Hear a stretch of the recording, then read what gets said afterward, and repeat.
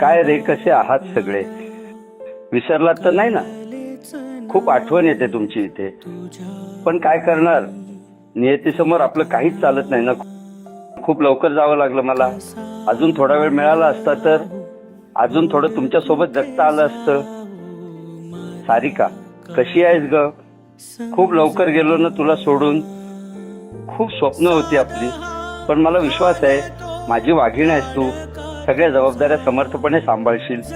पण एक गोष्ट, स्वतःची काळजी घे ग. सगळ्यांना सांभाळताना स्वतःलाच विसरू नकोस. बाळा, कसा आहेस रे? मम्मीची काळजी घेतोयस ना? आता तू मोठा झालास, खूप नाव कमाव.